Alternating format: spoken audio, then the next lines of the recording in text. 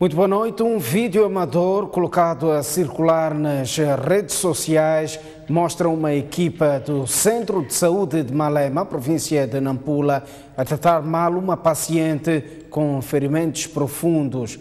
A cena não só revela dúvidas sobre o procedimento médico que o pessoal devia tomar, mas também viola os direitos da paciente.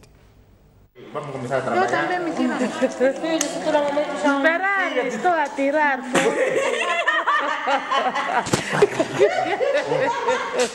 Um autêntico filme de terror é o que parece este vídeo amador no qual uma equipe de profissionais de saúde está às gargalhadas e com muitas dúvidas sobre o procedimento a tomar perante uma paciente com ferimentos profundos, muito ensanguentada e gemendo de dores. Como está sob o efeito de álcool? Não precisa cortar, isso não se corta. De sangue frio. Vocês não podem cortar essas venas aqui. Não há para cortar. A gente trabalha. Já, ponha. Espera, estou a tirar.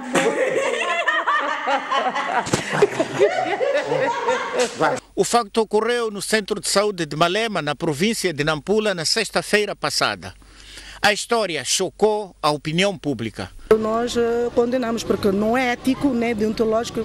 A diretora provincial de saúde de Nampula confirma que 4 funcionários do hospital estiveram envolvidos no espetáculo macabro e que o caso já está sob investigação. O que nós fizemos foi delegar lá uma equipe de inspeção e de recursos humanos porque os funcionários violaram aquilo que é a ética e a deontologia ao nível dos nossos serviços. E o que nós temos mesmo a fazer numa primeira fase é a suspensão imediata destes funcionários envolvidos, porque não é conduta nossa, não é ético fazer o que eles fizeram.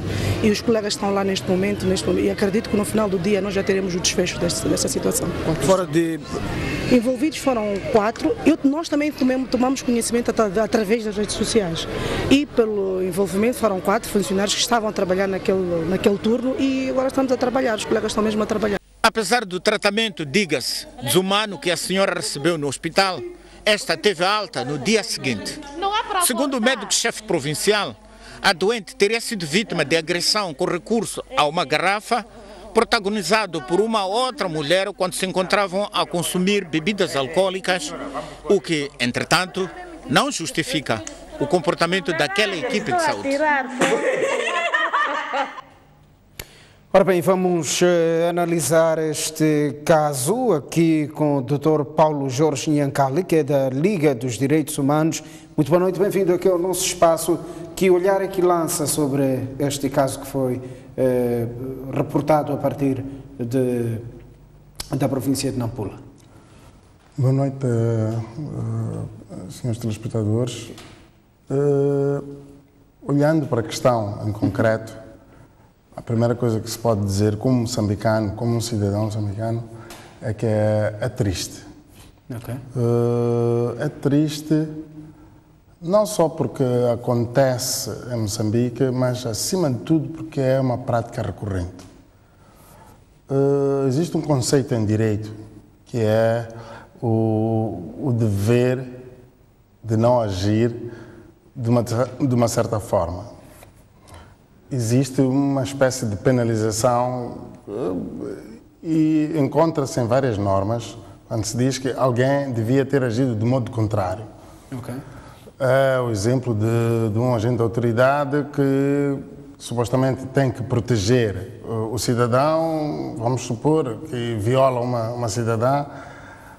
Existe uma especial agravação quando ele é o violador. Isso é para criminalizar, é para qualificar, é para dizer que ele devia ter agido de modo contrário. O que pretende aqui dizer, desculpe, é que as medidas punitivas não se esgotam apenas no âmbito disciplinar, no âmbito... Não, logicamente... Se extravasa o âmbito disciplinar.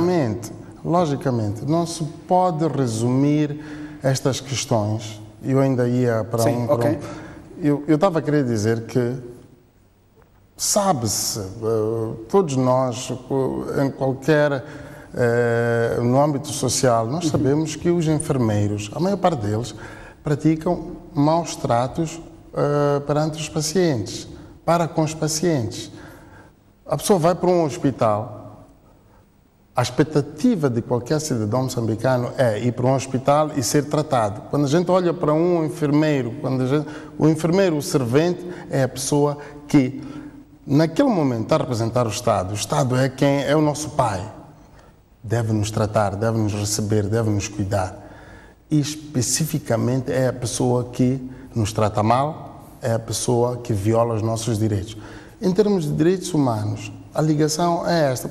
Muita gente não entende o que é direitos humanos. Pensa que qualquer violação é uma violação de direitos humanos. Se eu agredir alguém, eu agrido o senhor, não é necessariamente uma violação de direitos humanos.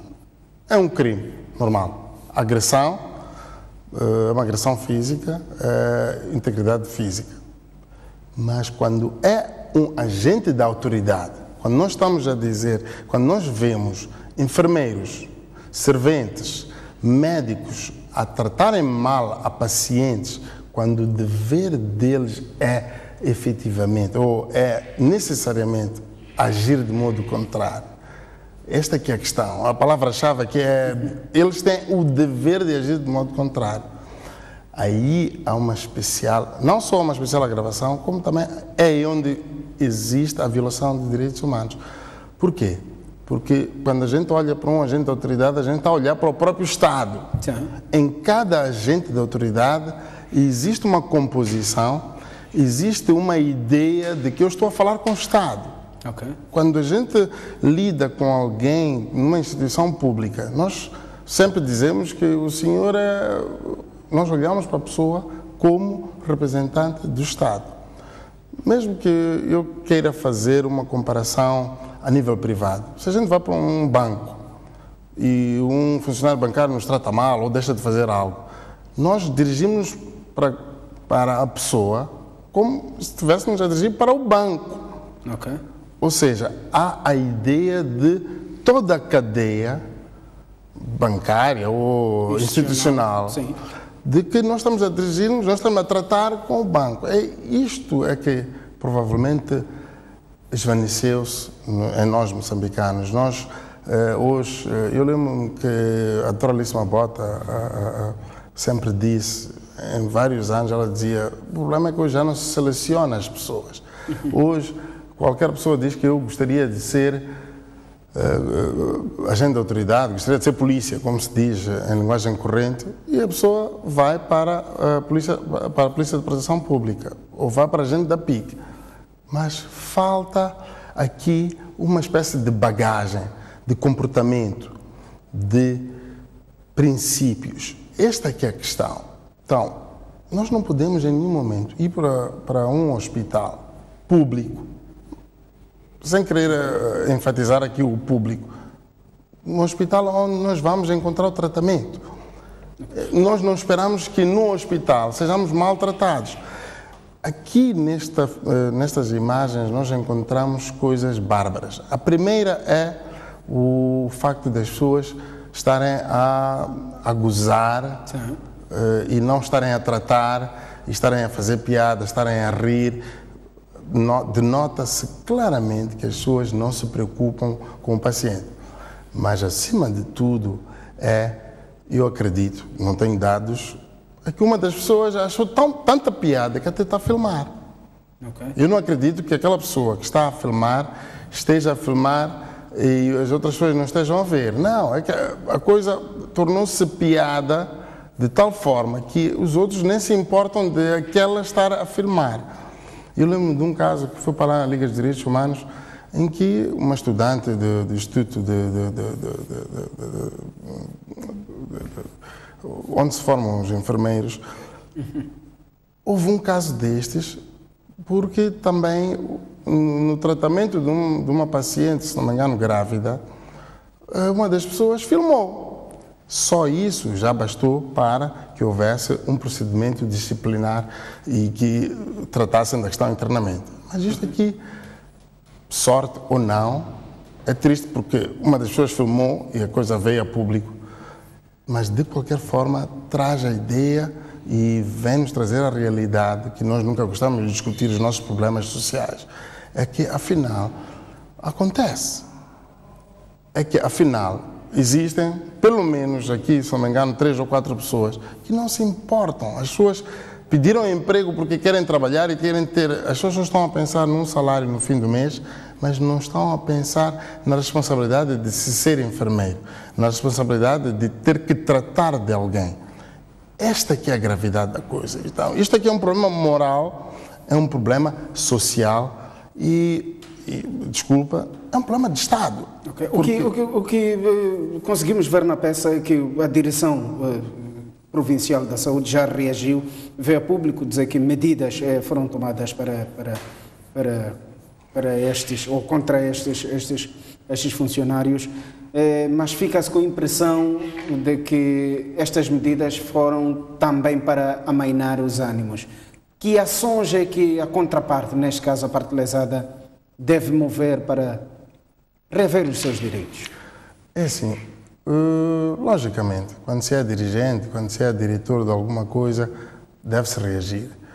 E, infelizmente, muitos técnicos acreditam que são políticos. Este tipo de, eu diria, desculpa, sim, é típica de político. Mas um diretor de saúde não é um político. É um técnico administrativo, é um funcionário público que, mais do que só justificar que havemos de agir, mais do que isso, principalmente se ele se atreve a querer dar uma justificação política, devia até então atrever-se a falar da política nesta questão. Mas esquecendo isso, a impressão que está a dizer que tem de que parece uma desculpa ou que parece uma justificação é real. Mais do que isso, o paciente tem um direito, porque lhe foram violados os direitos humanos. Sim.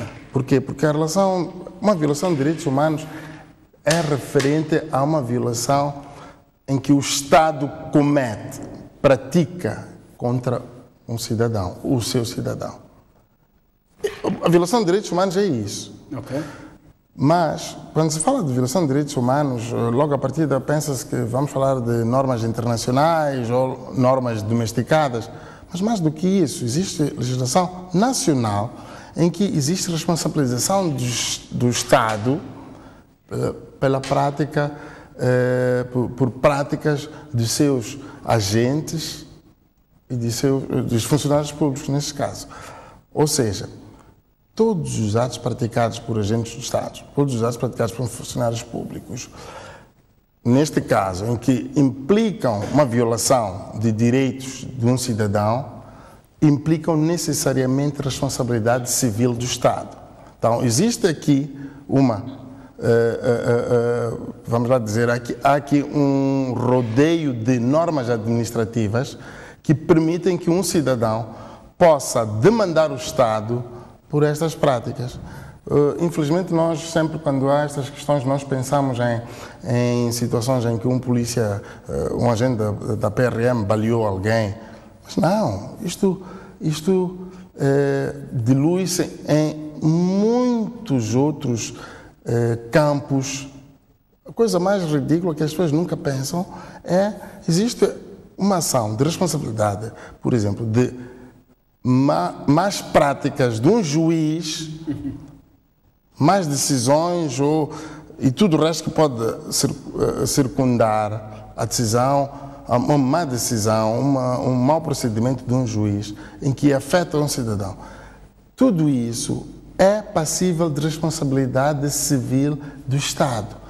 Ou seja, qualquer cidadão pode demandar, que é para utilizarmos linguagem corrente, pode processar o Estado porque um agente do Estado, um funcionário público, agiu incorretamente ou violou um direito de um determinado cidadão. Então, há aqui espaço para esta senhora que, em algum momento, eventualmente, talvez ela nunca fosse ter consciência, nunca fosse constatar de que foi violado um direito, mas situações similares, situações em que claramente um agente do Estado, um funcionário público, violou um direito por negligência, ou por ação, ou por omissão, nós, como cidadãos, sempre podemos demandar o Estado. Okay. Infelizmente, existe um conceito muito, não necessariamente, eu estava para dizer propalado, mas não é necessariamente propalado. Nós falamos disto há dias num programa aqui, neste canal. Há a ideia do funcionário público, do juiz, do procurador. O juiz e o procurador vivem com a ideia de que o Estado é patrão. Efetivamente é patrão, mas num momento último. Mas, acima de tudo, ele é um servidor público e ele tem deveres. Um deles é proteger o cidadão. Antes de proteger o patrão, tem que proteger o cidadão.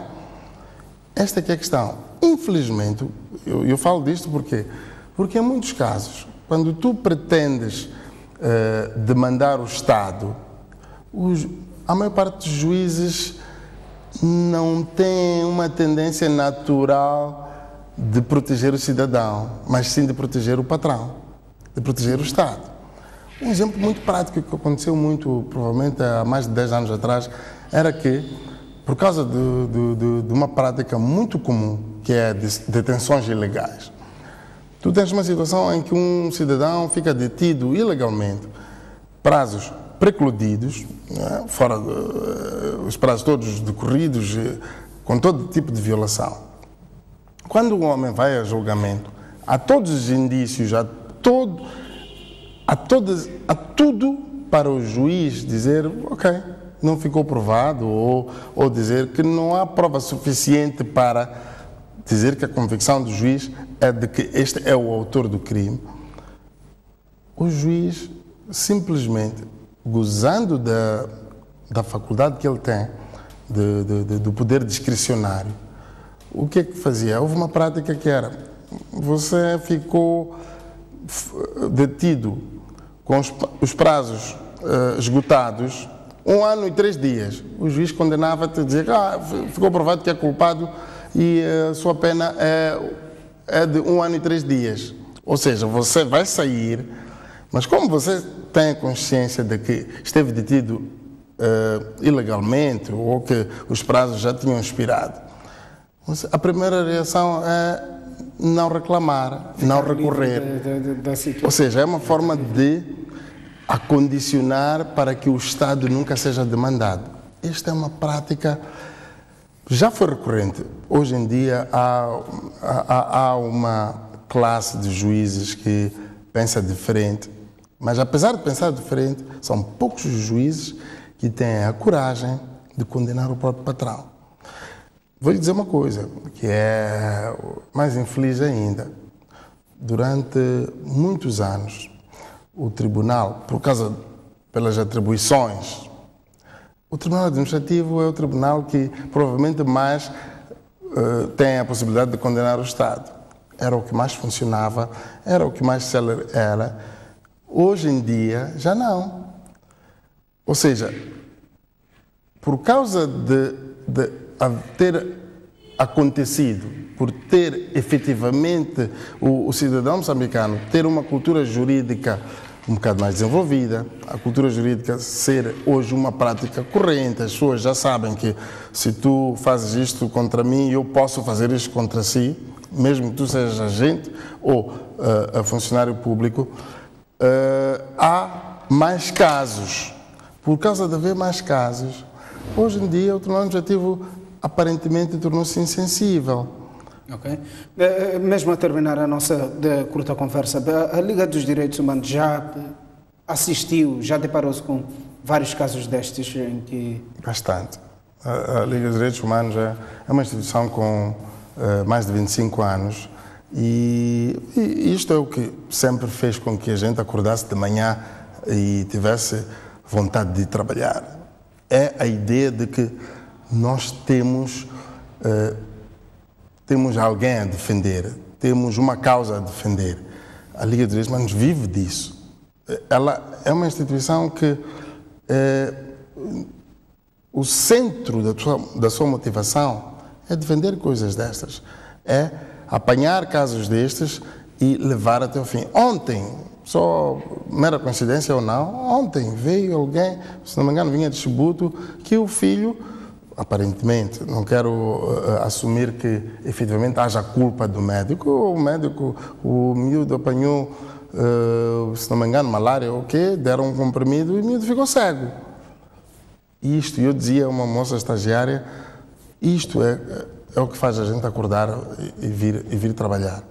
Por quê? Porque tem que haver alguém, não estou a falar institucionalmente, hoje em dia, felizmente, há muitas instituições, a Ordem, o IPAS já leva, há muitas instituições a levarem estes casos avante, a levarem de costas, porque isto é o tipo de processo que tu sentes que a pessoa não tem recursos. Eu estou a falar de uma pessoa, de um pai que trouxe um filho, se não me engano, de 7 anos, que está cego, porque foi ao hospital para tratar uma doença e deram um comprimido, ou seja, logo que for, deram um tratamento e o miúdo ficou, aparentemente, imediatamente cego. Okay. Eu não quero atrever a tirar conclusões, mas o senhor certamente não tem condições, deve estar hospedado não sei aonde, e muitas vezes tem que se tomar atitudes, tem que se ser criativo. Eu lembro-me, ao longo dos anos, tive situações em que pessoas viviam na Machava e eu tive um senhor que dizia que eu vinha a pé e ele vinha com frequência. E durante anos, por exemplo, vou dar um exemplo muito comum, trabalhadores quando eram despedidos, principalmente coletivamente, vias trabalhadores a saírem, quando uma pessoa é despedida, a primeira coisa que pensa não é arranjar outro emprego, não. No seu subconsciente ele sabe que o patrão está a dever-me, o patrão tem que me pagar uma indemnização. E ele é capaz de ficar um ano inteiro a vir ao escritório, doutor, como está o meu caso? Algum avanço? E a vir com uma frequência de 1, 2, 3 vezes ao mês. Isto é o tipo de coisas que uma instituição de direitos humanos, e infelizmente a Liga está num momento baixo, não está a funcionar a 100%, mas qualquer outra instituição tem a oportunidade de aproveitar estes momentos. E neste caso, a própria Liga tenta ao máximo proteger, porque este é que é o centro da motivação. Porque quando se fala de uma violação de direitos humanos, logo à partida tens que pensar que estás a atrapalhar, que o profissional que está na área, à partida, deve saber e deve consciencializar que está a trabalhar para um pobre, para uma pessoa que não pode fazer sozinha aquilo que tu, profissional, estás a proporcioná-lo. Então, a Liga de Direitos Humanos e qualquer instituição de direitos humanos funciona com essa motivação. Infelizmente, até parece que nós estamos a funcionar no negativo, quer dizer, até parece que tu estás ali à espera da desgraça. Não, é que a desgraça sempre acontece, é aquilo que se diz, nós não precisamos de procurar problemas, os problemas vêm. Então, a desgraça sempre acontece e as instituições como a Liga estão lá para acolher, ajudar, amparar este tipo de situações, este tipo de pessoas que não têm, a maior parte das pessoas não tem nem 10 meticais para apanhar chapa, mas quer vir resolver o problema do seu filho que morreu, que foi baleado. E neste caso, eu estava a dizer de uma criança de 7 anos que ficou cega. Ok. Dr. Paulo Nhankalo, muito obrigado pela sua presença, por esta rápida conversa em volta deste assunto. Obrigado pelo convite e agradeço a todos que ouviram. E espero que, acima de tudo, nós temos que esperar que a nossa sociedade desenvolva e que nós não tenhamos os nossos protetores como violadores. Tá. Muito obrigado.